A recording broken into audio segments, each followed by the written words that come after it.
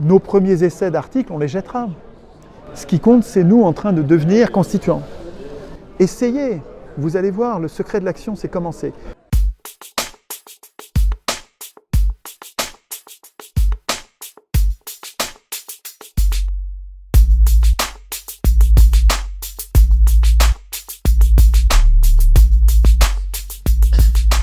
Certains pensent qu'il faut détruire le pouvoir. D'autres croient que nous, les 99%, le prolétariat, appelez ça comme vous voulez, devons reprendre le pouvoir. Mais dans tous les cas, quand on répond à l'une ou l'autre de ces questions, il vient immédiatement la suivante, c'est comment faire ? Il ne faut pas que ce soit un prof qui vienne l'expliquer, il ne faut pas que ce soit un adulte qui vienne l'expliquer à des enfants, il faut que ça vienne des gens, il faut que ça vienne de nous à l'intérieur. Et au début, c'est un peu galère parce qu'on l'a jamais fait, on ne sait pas par où le prendre. Et vraiment, pour faire une simulation d'un processus constituant, c'est quand même très intéressant pour chacun d'entre nous de se mettre avec n'importe qui. Même quand on a affaire à quelqu'un qui est rigide, qui n'arrive pas à changer d'avis, qui complique la vie, quoi. Dans le groupe, ça complique la vie. Mais même avec ces gens-là, c'est vachement intéressant de réfléchir à et comment on va faire, avec quelles institutions est-ce qu'on va se protéger, parce que ces gens-là existent et c'est pas forcément toujours les mêmes d'ailleurs. Puis il peut être comme ça aujourd'hui, puis il sera pas le même demain, il sera pas le même dans un autre groupe. Mais comment on fait dans ce cas-là, avec quelles institutions on peut protéger le travail du groupe dans ces cas-là. Donc c'est toujours intéressant, même quand ça a l'air de pas bien se passer. Si vous prenez le truc avec de la hauteur en vous disant je réfléchis à tout le processus constituant, y compris avec des gens comme ça, vous pouvez y trouver des idées géniales. Vous pouvez aussi prendre la Constitution de 58, l'anti-Constitution de 58, la nôtre, et puis vous la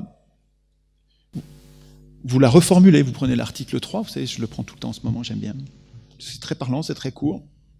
Et c'est un bon exemple de ce qu'on peut faire en atelier constituant. L'article 3 dit, c'est incroyable, ça c'est vraiment génial, c'est un gag à soi tout seul. La souveraineté appartient au peuple qui l'exerce. Ça commence vachement bien, quoi.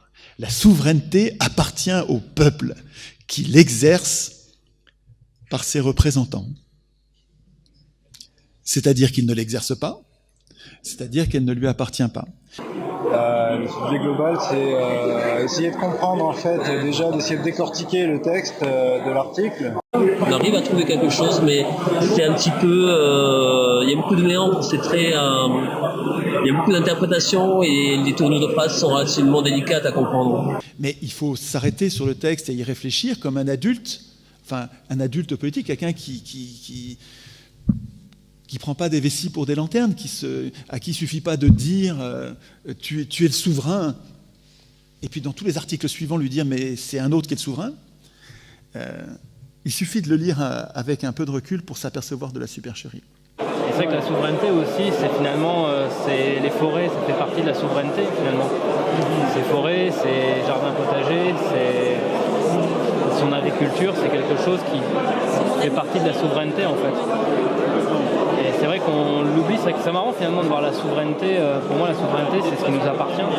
Enfin, c'est ce qui nous permet d'être autonomes et indépendants.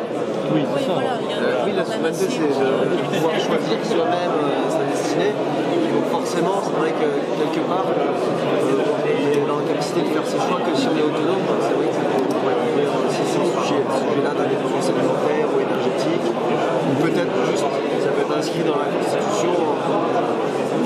Ça pourrait être un article. Après, vous voulez qu'on lise la souveraineté, il y a 3 articles dedans. Si vous voulez, je sais pas. Attends.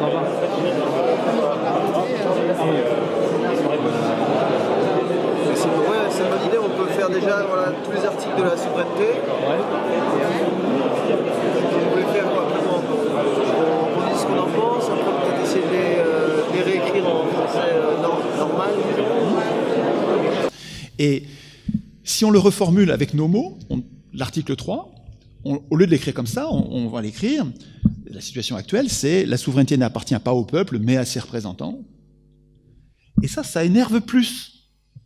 Et si vous voulez, ce qui est génial dans les anticonstitutions du monde entier, c'est que c'est écrit dans des termes où on voit pas notre absence. Nous avons choisi de discuter de l'article 52 de la Constitution, dont le texte est le président de la République négocie et ratifie les traités. Bon, il y a une suite. Et déjà, nous sommes en train de débattre depuis 10 minutes sur cette phrase.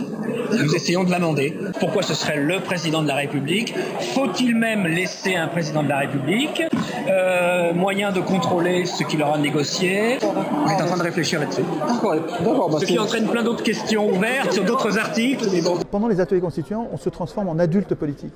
Et qu'on devient une grande personne. On devient quelqu'un qui n'est plus un enfant politique comme un électeur, on devient un citoyen. C'est-à-dire qu'on écrit nous-mêmes les règles d'attribution du pouvoir, de contrôle du pouvoir, d'initiative populaire, de révision de la Constitution. C'est nous qui écrivons ces règles-là, et c'est nous qui devenons le souverain quand on écrit ces règles. Ensuite, on a un travail aussi désigné comme concept. Puis faut-il même désigner les acteurs? Et si oui, il faut désigner les acteurs, qui les désigne? Est-ce qu'ils s'auto-désignent? Est-ce qu'on a compris que c'était peut-être un des nœuds de nos grands soucis? Qu'est-ce que j'écrivais ce matin? J'ai écrit « Toute loi importante doit être confirmée par référendum ». Et j'aurais pu écrire « Tout budget en déficit », c'est-à-dire tout budget qui crée de la dette, tout budget en déficit doit être confirmé par référendum sous peine d'être nul. C'est pas compliqué d'écrire ça. Un bon signe qu'on est sur un sujet constituant, c'est que des gens de gauche et de droite tombent d'accord. Ça, c'est sûrement un sujet constituant. C'est un truc qui est au-dessus. On a tous intérêt à être protégés des abus de pouvoir, qu'on soit de gauche, de droite, du centre, peu importe. On a tous intérêt à être protégés de l'arbitraire. Et quand on établit une règle qui nous protège contre l'arbitraire, parce qu'il va y avoir une négociation imposée, parce qu'il va y avoir une révision de la décision qui a été prise, on s'impose de la revoir un an après pour vérifier qu'on est toujours d'accord. Toutes ces décisions-là, toutes ces règles-là, elles nous concernent tous à gauche et à droite. Riches, pauvres. Et ça, c'est vraiment les sujets constituants. Du référendum d'initiative populaire. On est en train d'essayer de voir quel pourrait être le périmètre de ce référendum. Enfin, à quoi il s'applique, de quoi on peut débattre. Qu'est-ce qu'on peut toucher, qu'est-ce qu'on ne peut pas toucher? Et j'imagine que ça va un peu dans tous les sens au niveau de... C'est ça qui est bien. C'est large. Après, c'est vrai que c'est d'en parler et commentaire qu'il y a eu par rapport à ce que tu as dit et sur moi ce que je dis, c'est compliqué parce que soit on se base sur on fait table rase totalement du passé, on crée une nouvelle société à partir de rien, soit on part à partir de l'existence, de ce qui existe, comment on veut l'améliorer et comment on veut faire. Et c'est pas le même positionnement. Parce que là, moi, ce que je dis, c'est par rapport à l'existant. Et si on dit, on crée une société... Tu es dans le détail, Fabien, juste le titre. Pourquoi tu veux le parler? D'accord. Ouais, mais le positionnement est différent. Mais bon. Donc moi, je sais par rapport aux sociétés, comment les encadrer, comment faire que l'économie, l'activité économique ne puisse pas altérer le bien commun. Soit vertueuse. Mais déjà, sans le bien commun, c'est vertueux forcément. Moi, je pense que le plus compliqué, c'est de se lancer. Donc quelque part, c'est ce qu'il disait un peu ce matin, c'est qu'il faut lancer quelque chose et accepter que ce soit pas parfait dès l'entrée.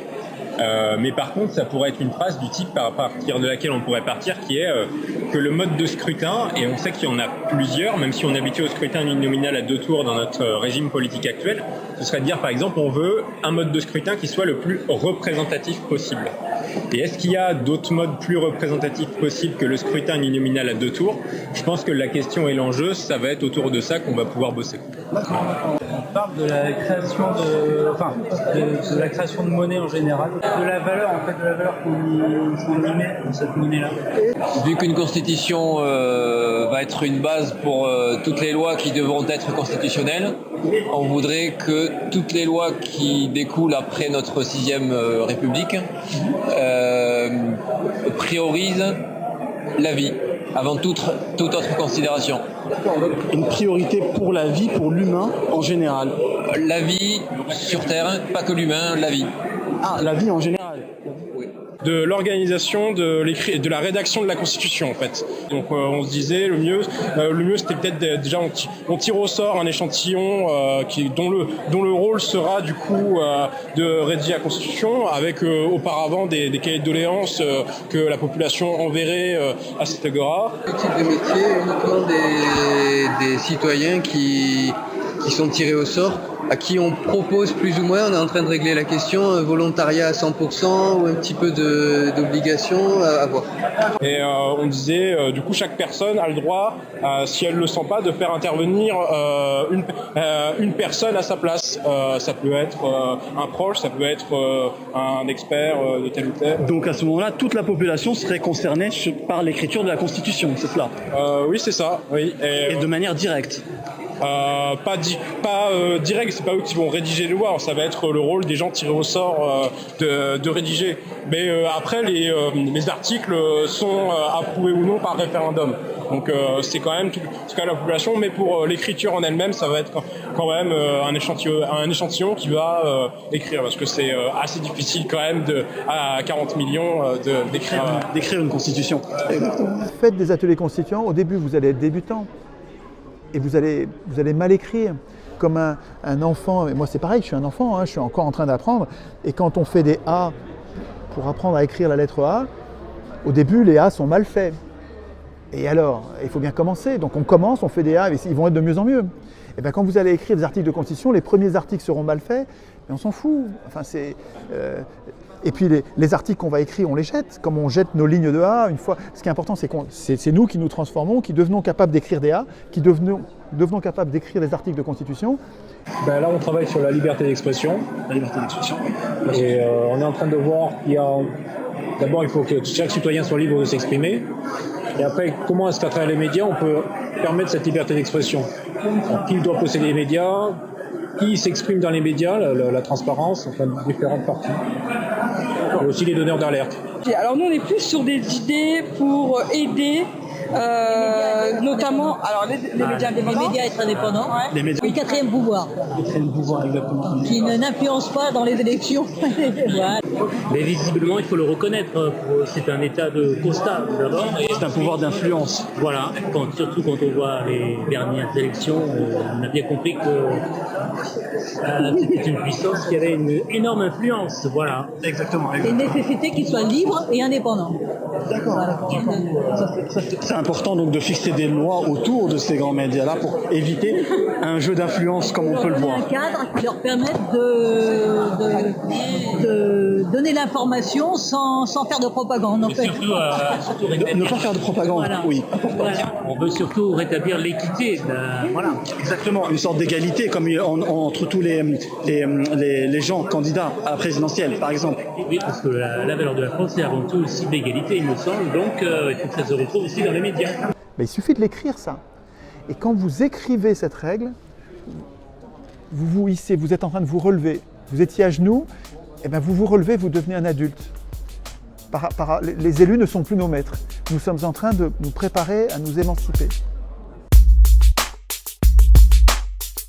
Donc, le représentant, c'est soit un élu, soit un tiré au sort. Il doit être citoyen.